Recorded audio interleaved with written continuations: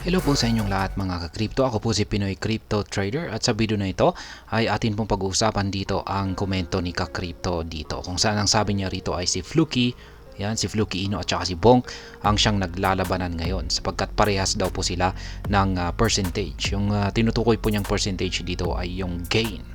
At base po yan sa yan po yata yung base sa datos kay CoinMarketCap. Kaya yan po ang ating i-check dito sa video na ito. Pero bago po tayo magpatuloy ay nais ko lamang po munang bigyang linaw ang aking disclaimer kung saan ang nilalaman po ng video na ito ay hindi po ito isang financial advice. For education and information purposes lamang po ang layunin nito. Maliban po dito ay nais ko na rin pong magbigay babala na wala pong kahit anumang group chat ang Pinoy Crypto Trader. Ayan, naglalabanan nga ba sa percentage gain? Yan, percentage gain itong si Fluky Ino at saka si Bonk. Check po natin kay CoinMarketCap. Mabilis po kasing nagbabago yung percentage dito. Ayan. At medyo mahirap pong gamitin natin ito na bilang basihan sa kanilang labanan. Yan po si Fluky Ino, yung kanyang 24-hour performance ay nagbago na po, 9.84%. At dito naman po kay Bonk ay mas nakakalamang po itong si Bonk, 13.48%.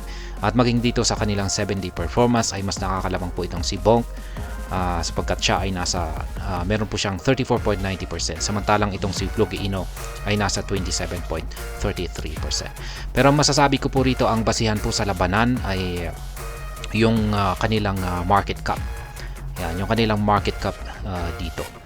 Kaya ngayon ay mas nakakalamang po ngayon itong si Bonk base sa kanilang market cap. Nasa 2.9 billion yung kanyang market cap pero nandito pa rin po siya sa top 43. Ma-update po ito mamaya. At itong si Fluky Ino ang siyang mapupunta rito sa top 43. Magiging top 42 itong si Bonk. Kaya yan, nagpapalitan lamang po sila. Mamaya ay si Fluky Ino naman ang mapupunta dito sa top 42. Ayan, ganyan. Kaya nagkakaroon po sila ng matinding labanan. Kaya yung mas magandang basihan po natin dito ay hindi yung kanilang performance, kundi yung kanilang market cap. At kung mapapansin po natin ay talagang dikit po kasi yung kanilang market cap dito. 2.8 itong si Fluky Ino, 2.9 itong si Bonk. Subukan lamang po nating i-refresh. Siguro ay itong si Bonk ay mapupunta rito sa top 42. Tapos si Fluky Ino ay magiging top 43. Ayan, naging top 41 na itong si Bonk. Top 43 naman itong si Fluky Ino. Ayan, kasi mas nakakalamang na po ngayon itong si Bonk dito kung kaysa dito kay Fluky Ino. Kaya ibig sabihin ay mas nagpi-perform po. Mas maganda po ang performance ni Bonk ngayon kumpara kay Fluky Ino. Kaya yan, para kay ka-crypto, mas maganda pong gamiting basihan natin dito ay yung kanilang market cap.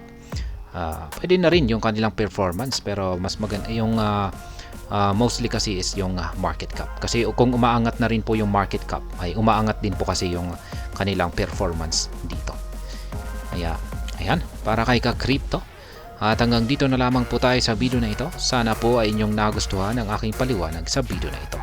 Kung inyo po itong nagustuhan, ay pakiclick lamang po ang like button nito. Para naman po sa mga bago lamang dito, kayo po ay aking inaanyayahan para mag-subscribe. Pakiclick na rin po ang bell icon nito dahil ito po ang siya magsisilbing notification nito sa mga bago kong videos na akin pong ina-upload sa aking YouTube channel na ito. Marami pong salamat sa panonood. Ingat po tayo lagi at God bless po sa ating lahat.